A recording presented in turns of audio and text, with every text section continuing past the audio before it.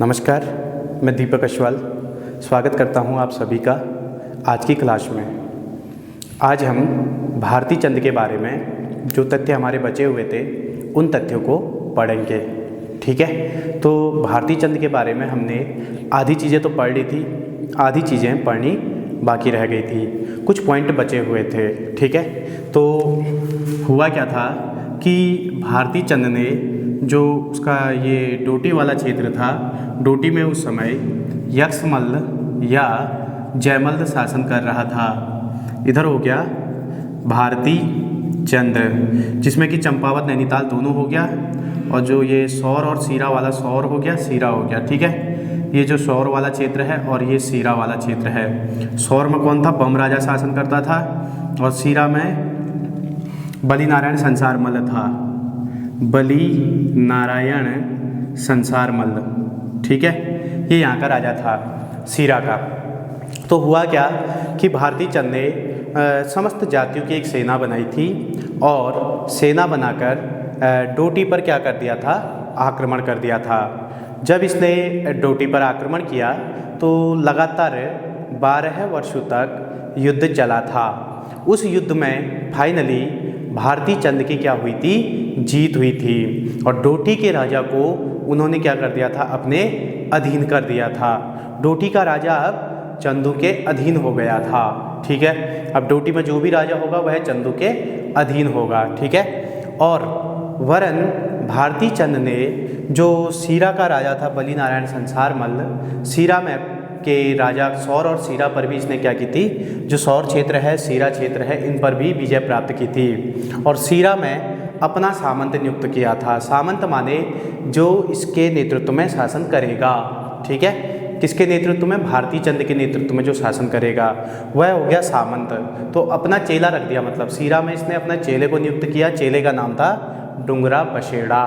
ठीक है, डुंगरा बसेड़ा के बाद भी यहाँ पे आगे जब डुंगरा बसेड़ा की मृत्यु हुई तो मदन सिंह हो गया, राय सिंह हो गया, ये डुंगरा बसेड़ा के बाद यहाँ पे सामंत रहे थे।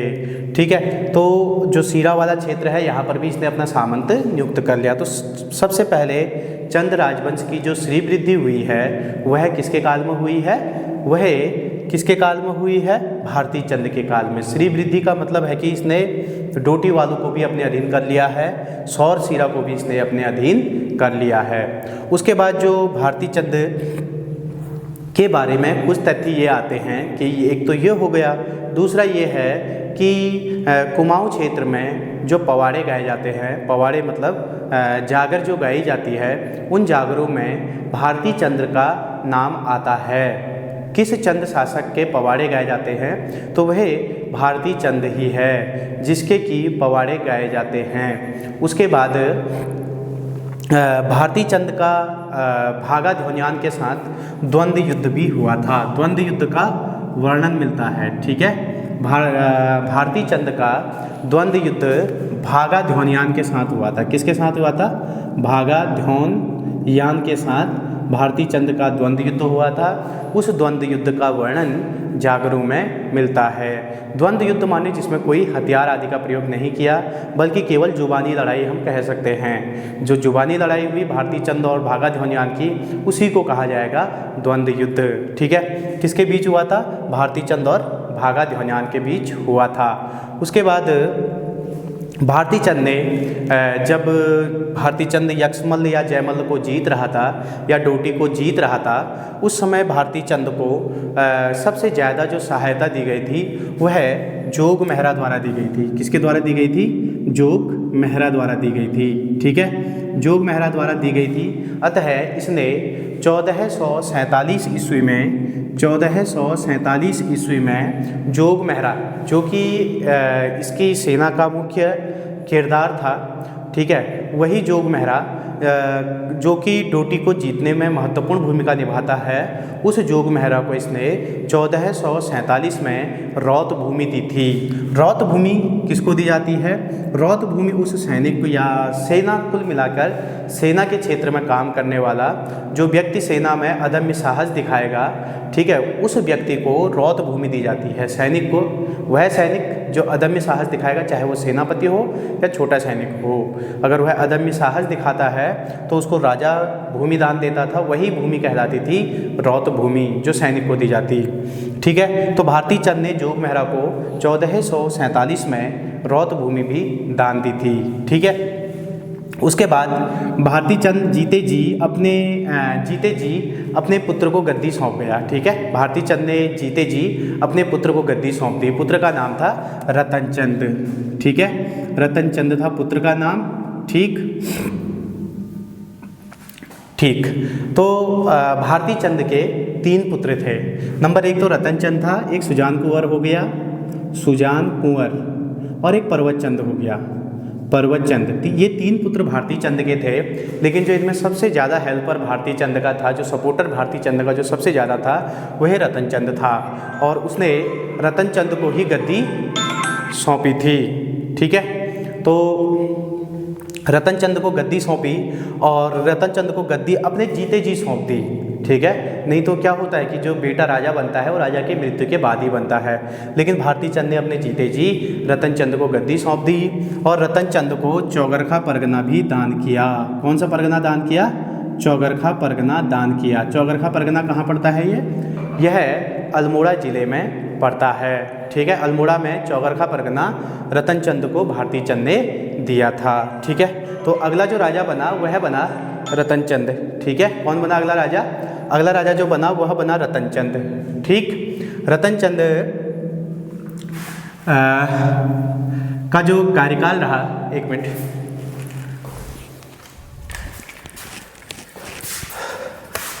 हाँ चलिए मैप तो नहीं मिटाते हैं क्योंकि मैप की ज़रूरत दोबारा पड़ेगी। ठीक है, इसको मिटा देते हैं। ठीक, हाँ, रतन चंद का जो कार्यकाल रहा वह अगला जो राजा बनेगा वह बनेगा यहाँ का रतन चंद। ठीक है, सौर सीरा में भी अपने प्रतिनिधि, लेकिन मिलाया नहीं अभी सौर सीरा को, चंद राज्य में मिलाया नहीं गया है, बल्कि वहाँ पे प्रतिनिधि नियुक्त कर रखे हैं। ठीक है, अगला राजा बना रतन चंद। रतन चंद, ठीक है, भारती चंद के बाद उसका पुत्र रतन चंद शासक बना, जो कि 1450 से 1488 तक राजा रहा था। रतन चंद 1450 से 1488 तक राजा रहा था। ठीक है, और क्षेत्र इनका भी इतना ही है, नैनीताल वाला क्षेत्र हो गया, चंपावत वाला हो गया, तराई वाला क्षेत्र हो गया।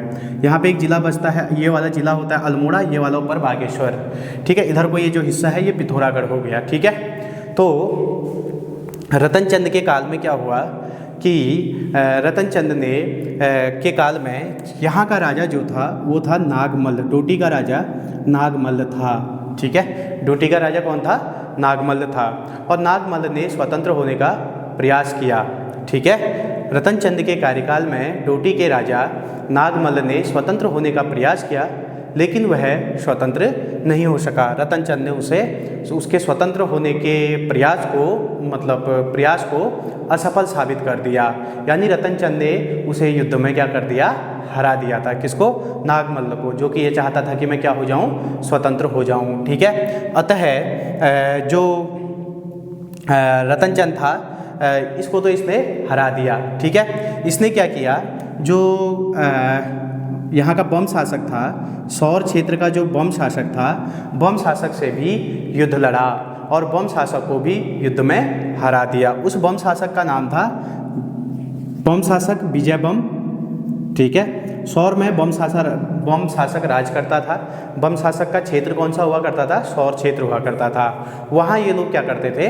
राज करते थे। सौर में रतन चंद के काल में भी बम शासक राज करता था। बम शासक का जो क्षेत्र था उस कोट को कहा जाता है उदयपुर कोट। ठीक है, क्षेत्र को कहा जाता है उदयपुर कोट और उसके किले को कहा जाता है बेलोर कोट। बम शासक के किले को बेलोर कोट कहा जाता है, जबकि उसके किले को उदयपुर कोट कहा जाता है। ठीक है, और जहाँ इसका किला हुआ करता था बम शासक का, वहीं पे सामने एक ग्राउंड जैसा बना हुआ है पिथौरागढ़ में। ठीक है, वही जो ग्राउंड था उसका नाम था घोड़शाल। क्या नाम था उसका? घोड़शाल। ठीक है, जहाँ पर कि बम राजा अपने घोड़ों को घुमाया करता था। इसी घोड़शाल में बम राजा अपने घोड़ों को घुमाया करते थे। ठीक है, उदयपुर कोट इनका क्षेत्र हो गया, बेलोर कोट इनका किला हो गया, और घोड़शाल में ये अपने घोड़ों को घुमाते थे। ठीक है, तो ये हो गया।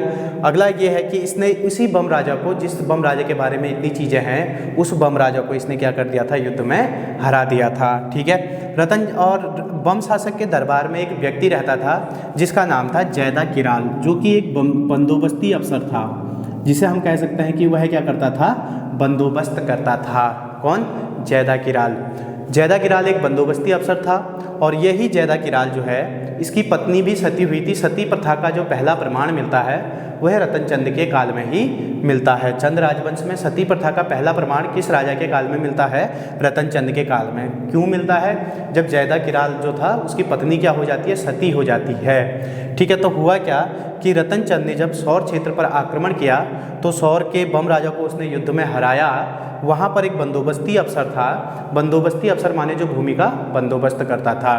भूमि का बंदोबस्त का मतलब यह नहीं होता है कि हम ये कहें कि भूमि के चारों ओर बाढ़ कर दी, ऐसा नहीं है। ठीक है, मैं ये कह दूं कि अगर मैं राजा बन जाऊं किसी क्षेत्र का, और मैं ये कहूं कि जितने भी प्रजा है सबको अपनी भूमि का टैक्स जो है 50,000 रुपये एक महीने का देना है, तो क्या प्रजा के साथ वो न्याय सम्मत होगा? नहीं होगा। क्यों नहीं होगा? क्योंकि नंबर एक तो कर भार ज़्यादा हो गया, सबसे बड़ी बात तो ये है। ठीक है, नंबर दो, प्रजा क्या करेगी? प्रजा ये देखेगी कि यार अगले की भूमि ज़्यादा है, मेरी भूमि तो कम है। ठीक है, मेरा भी टैक्स उतना ही हो रहा है, अगले का टैक्स भी उतना ही हो रहा है। ठीक है, तीसरा एक चीज़ और देख सकती है प्रजा कि हमारे यहाँ तो भूमि अच्छी उपजाऊ है, अगले के यहाँ तो उपजाऊ नहीं है, उसका भी टैक्स उतना ही है। ठीक है, तो भाई तो उस चीज़ का क्या करना पड़ेगा? बंदोबस्त करना पड़ेगा। ठीक है, जब बंदोबस्त किया जाता है उस चीज़ का, जब बंदोबस्त किया जाता है उस चीज़ का, तो वही भूमि बंदोबस्त कहलाता है। भूमि बंदोबस्त में क्या होगा कि भूमि को कई भागों में क्या करेंगे, बांट देंगे। अधिक उपजाऊ वाली भूमि है, ये थोड़ा कम उपजाऊ वाली है, ये इससे कम उपजाऊ वाली है, ये भूमि बंदोबस्त है। उसका टैक्स ज़्यादा होगा जो ज़्यादा उपजाऊ होगी, उसका टैक्स कम होगा जो थोड़ा कम उपजाऊ होगी, बस यही भूमि बंदोबस्त कहलाता है। भूमि बंदोबस्त आप ये मत सोचना कि भूमि के चारों ओर ताड़ बाड़ कर दी। ठीक है, तो उसके बाद जो जैदा किराल था, यह एक बंदोबस्ती अफसर था जो कि भूमि बंदोबस्त करता था। फिर यह किसके दरबार में आ गया? रतन चंद, जब से इसने इसको जीता था सौर को। तो रतन चंद पहला राजा था जिसके कार्यकाल में चंद राजवंश में भूमि बंदोबस्त हुआ था। और भूमि बंदोबस्त करने वाला अफसर कौन था?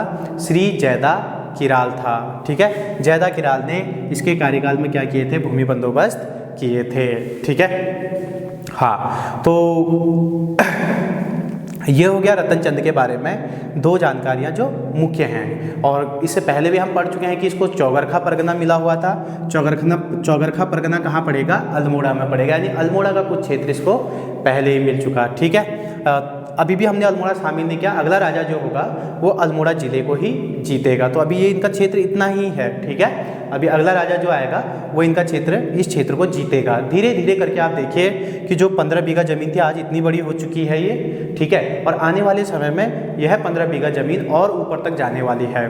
ठीक है, तो ये रतन चंद के बारे में कुछ तथ्य हो गए। जैदा किराल ने इसके लिए भूमि बंदोबस्त किए थे। जैदा किराल की पत्नी क्या हुई थी? सती हुई थी। सती प्रथा का प्रमाण भी रतन चंद के काल में ही मिलता है। उसके बाद रतन चंद के बाद जो अगला राजा बना था उसका नाम था कीर्ति चंद। ठीक है, रतन चंद के बाद अगला राजा कौन बना था? कीर्ति चंद बना था। ठीक है, कीर्ति चंद रतन चंद के बाद अगला राजा बना था। कीर्ति चंद को चंद राजवंश के इतिहास में युद्ध प्रिय राजा कहा जाता है। कीर्ति चंद 1488 से 1503 तक रहा था। ठीक है, 1488 से 1503 तक रहा था कीर्ति चंद। ठीक है, और इसको कुमाऊं के इतिहास में या चंदू के इतिहास में युद्ध प्रिय राजा कहा जाता है। किस राजा को युद्ध प्रिय राजा कहा जाता है? वह कीर्ति चंद को ही कहा जाता है। यही वह कीर्ति चंद है कि जिसके समय में डोटी ने स्वतंत्र होने का प्रयास किया, लेकिन डोटी फिर असफल रहा। ठीक है, डोटी फिर असफल रहा था। इसने क्या किया कि जो अल्मोड़ा में जो परगने पड़ते हैं उन परगनों का नाम है, पूरा अल्मोड़ा को ही मैं सीधा ये वाली रेखा हटा दूँ अल्मोड़ा ज़िले की, तो अब इनका क्षेत्र इसके कार्यकाल में इतना हो चुका था, यानी कि अल्मोड़ा ज़िला भी शामिल हो चुका था। वही 15 बीघा ज़मीन आज इतनी बड़ी हो चुकी थी। अभी ये वाला क्षेत्र जो है वो शेष बचा है, ठीक है। तो इतना बड़ा क्षेत्र, यानी कि इसके काल में जो राजा है, राजा का नाम क्या है, कीर्तिचंद। कीर्तिचंद के काल में चंद राजवंश में कुमाऊं का अधिकांश क्षेत्र शामिल हो चुका है। आपको दिख ही रहा है कि कुमाऊं क्षेत्र का कुमाऊं का अधिकांश भाग इसके काल में शामिल हो चुका है। कौन कौन से क्षेत्र हुए, इसने अल्मोड़ा में कुछ जिन जिन क्षेत्रों को जीता उनमें तो पहला हो गया बिसौद का परगना, ठीक है। चौगरखा परगना तो इसे पहले ही मिल गया था। बिसौद का परगना हो गया, खगमरा कोट हो गया, खगमरा कोट, ठीक है, शिवनरा कोट, ठीक, बारामंडल, ये सारे परगने जो हैं ये अल्मोड़ा ज़िले में पड़ते हैं, ठीक है। फलदा कोट जो सल्ट वाला क्षेत्र है उसे कहते हैं फलदा कोट, ठीक है। तो फलदा कोट हो गया, बिसौद, खगमरा कोट, शिवनरा कोट, बारामंडल, इन राजाओं को, इन क्षेत्रों को, इन परगनों को इसने युद्ध करके जीता और समस्त अल्मोड़ा ज़िले को इसने चंद राज्य में मिला दिया था, ठीक है। तो बिसौद, खगमरा कोट, शिवनरा कोट, बारामंडल, फलदा कोट, ये सारे ही परगने जो पड़ते हैं वो अल्मोड़ा ज़िले में पड़ते हैं, जिनको कि कीर्तिचंद के द्वारा जीता गया था और अल्मोड़ा ज़िले को शामिल कर लिया गया था, ठीक है भैया। अगला है इसके बाद, इसके समय में जो गढ़वाल क्षेत्र है, गढ़वाल का राजा, ये वाला जो इधर वाला क्षेत्र है, गढ़वाल का राजा जो था अजयपाल था। यहाँ से गढ़वाल के साथ भी इनकी कहानी शुरू हो जाती है। संभवतः कीर्तिचंद चंद राजवंश का पहला राजा है जिसके काल में कि गढ़वाल पर भी आक्रमण किया गया था और इसी ने सबसे पहले गढ़वाल के राजा अजयपाल को युद्ध में क्या कर दिया था, हरा दिया था। 1491 में इसने गढ़वाल के राजा अजयपाल पर आक्रमण किया और अजयपाल को युद्ध में क्या कर दिया था, हरा दिया था। हालांकि बाद में अजयपाल इसको हरा देता है, लेकिन यह इतना महान था कि इसने गढ़वाल के इस राजा को भी इसने युद्ध में हरा दिया था। जो गढ़वाल के इतने महान राजा अजयपाल कहे जाते हैं उनको भी हरा दिया, ठीक है, कीर्तिचंद ने, ठीक है। कीर्तिचंद ने अपने नाम से एक शहर भी बसाया था, यानी गढ़वाल के राजा पर आक्रमण किया था 1491 में, ठीक है। उसको युद्ध में क्या कर दिया था, हरा दिया था। फिर अजयपाल आएगा, जब अजयपाल जी के बारे में आएगा उस समय हम पूरा ही इस युद्ध के बारे में पूरा डीपली चर्चा करेंगे, क्या हुआ था, ठीक है। पूरी कहानी वहीं पर ही लगाएंगे। अभी आप इतना याद रखें कि गढ़वाल पर आक्रमण करने वाला, यानी अजयपाल पर आक्रमण करने वाला या गढ़वाल पर आक्रमण करने वाला पहला चंद राजा जो था वह 37वां राजा कीर्तिचंद था, ठीक है। 35वां भारती चंद हो गया, 36वां रतन चंद हो गया, 37वां राजा कीर्तिचंद हो गया, ठीक है। अगला है, कीर्तिचंद ने अपने नाम से कीर्तिनगर भी बसाया था, एक नगर बसाया था कीर्तिनगर, ठीक है। यह टिहरी गढ़वाल वाला कीर्तिनगर न होके यह कीर्तिनगर जसपुर के समीप उधम सिंह नगर जिले में पड़ता है। इस कीर्तिनगर की स्थापना जो की गई थी वह कीर्तिचंद के द्वारा ही की गई थी, ठीक है। और जब इसने अल्मोड़ा को जीता था, अल्मोड़ा में फलदाकोट वाला जो परगना जीता था, फलदाकोट परगना को जीतते समय खाती जाति के राजा को हराया था। खाती जाति के राजा को, फलदाकोट के खाती जाति के राजा को किस चंद शासक ने हराया था, वह कीर्तिचंद ने ही हराया था, ठीक है। और अल्मोड़ा को किसने मिलाया था, नैनीताल को। देखो अब हम सीधा स्पष्ट देखें कि एक बार इसे मोटे मोटे ताजे आंकड़े से समझें तो हम ये देखेंगे कि जो चंपावत वाला क्षेत्र था वह सोमचंद को क्या मिला था, दहेज में मिल गया था चंपावत वाला जिला, ठीक है। उसके बाद जो त्रिलोकचंद था, लड़ाइयाँ बीच में भी लड़ी हैं, आप सिंपल समझें तो त्रिलोकचंद ने नैनीताल वाले क्षेत्र को जीत लिया था, ठीक है। जो ज्ञानचंद था, गरुड़ ज्ञानचंद, वह तराई वाले क्षेत्र को ले आया था, ठीक है। और उसके बाद ये वाला राजा यानी कीर्तिचंद इसको भी जीत गया है। किसको जीत गया है, अल्मोड़ा को इसने मिला दिया है। हालांकि भारती चंद ने डोटी को जीता, लेकिन डोटी को उसने चंद राज्य में मिलाया नहीं, ठीक है, जीत लिया, ठीक है, मिलाया नहीं। ये तो मिला भी दिए हैं, ये परगने मिला भी दिए हैं। सौर और सीरा को भी भारती चंद ने जीता था लेकिन मिलाया नहीं, ठीक है। अगली बार ये मिल जाएंगे ऐसी उम्मीद है। ये राजा हो सकता है अपने को स्वतंत्र होने का प्रयास करते रहें, क्या होगा वो हम आगे देखेंगे। तो आज के लिए इतना ही काफ़ी है, कल आपको फिर मिलते हैं। नमस्कार, जय हिंद।